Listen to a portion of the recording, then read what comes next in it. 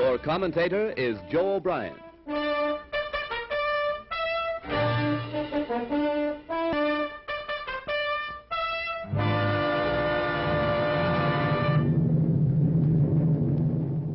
Here is the motion picture record released by the United States Navy of the havoc wrought by the Japs' sneak sky and sea raid on Pearl Harbor, America's mid-Pacific naval bastion.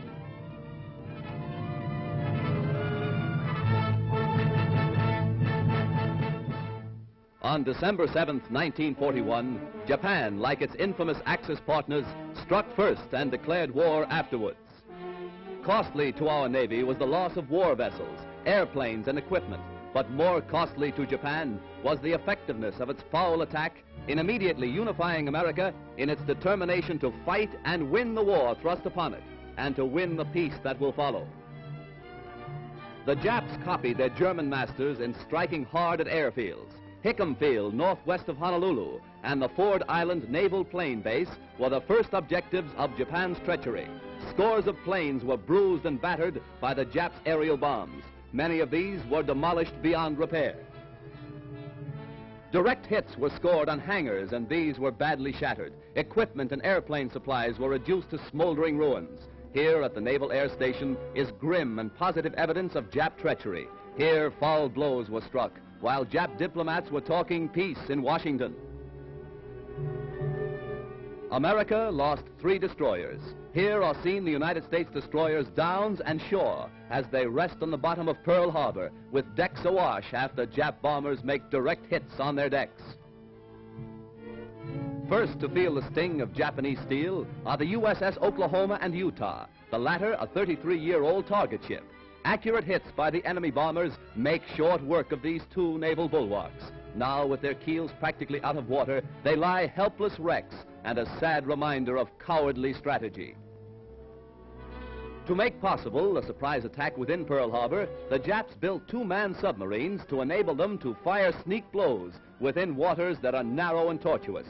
Several of these surprise weapons were blown from the water by direct hits of our naval gunners. Others were beached and captured.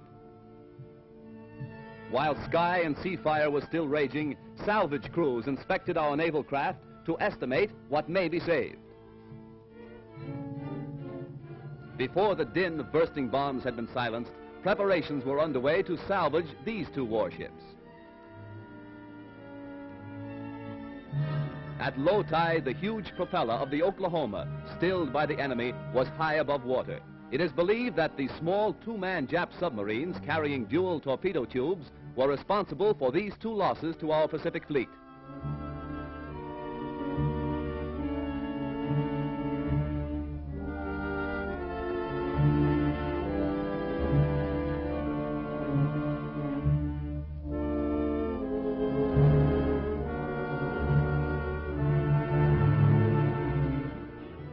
Here is the actual bombing of the mighty USS Arizona by Jap planes. These pictures were made by a fearless cameraman who thought nothing of his personal safety to make possible this record for all posterity. A single lucky hit was responsible for the disaster that befell the Arizona when a Jap bomb falling directly through one of the battleship's funnels exploded in the engine room and set ablaze tons of fuel oil. Dense black smoke billowed to the sky as the massive control tower began to keel over. The Arizona's courageous crew stuck to its guns until the very end. Here was displayed heroism that will live forever in the glorious annals and traditions of the American Navy.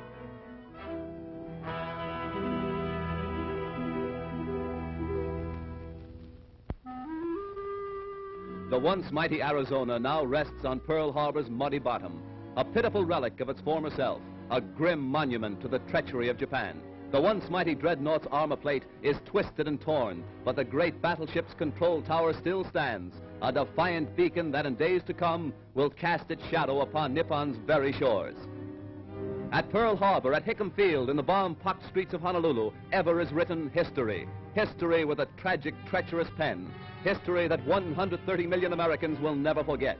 And in days to come, the Japs, too, will remember Pearl Harbor. Here is a tragic, unforgettable page in the annals of America. Here the cunning deceit of the Japs will never be forgotten. Here, they hoped to score a knockout before the war began. The Arizona's gun crews, battered and broken, fired to the last. Their guns pointed skyward, from whence the enemy appeared.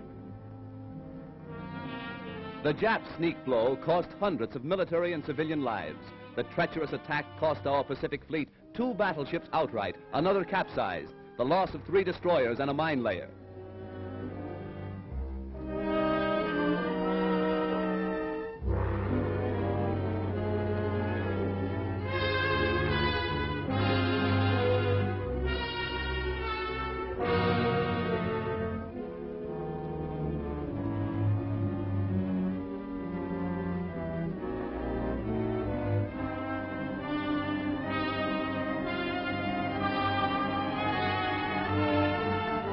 While bombs were still bursting and flames still pouring from our shattered naval craft, a light United States cruiser valiantly moves out to join the fleet and avenge Pearl Harbor.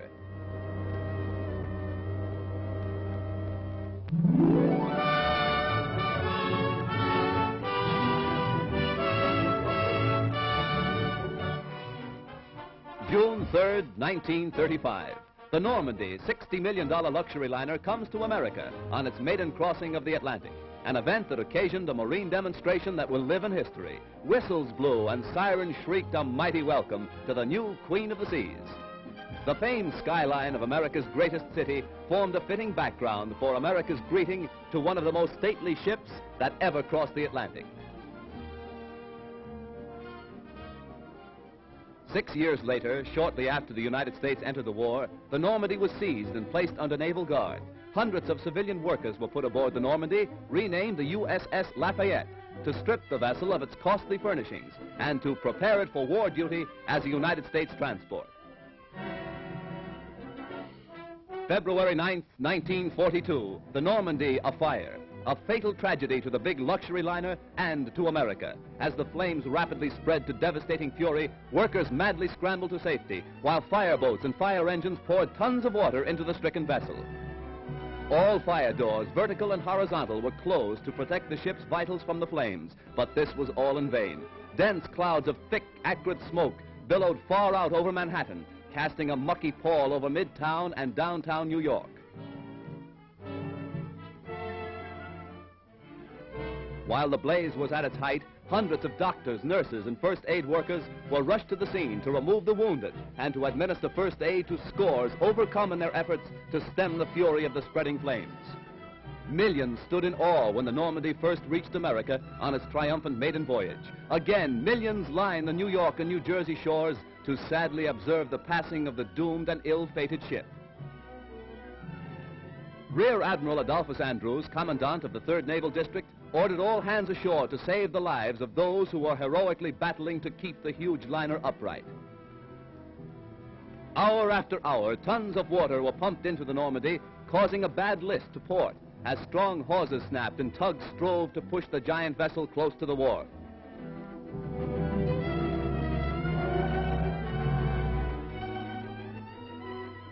Then, during the night, the Normandie met its final doom, when, with a resounding crunch of ice and a belch of smoke, the 83,000-ton vessel dipped her flame-scarred superstructure into the surface of the Hudson River. Hundreds were injured when America lost its biggest naval auxiliary. Millions of dollars of damage has been done, and thousands of man-hours of labor have been nullified.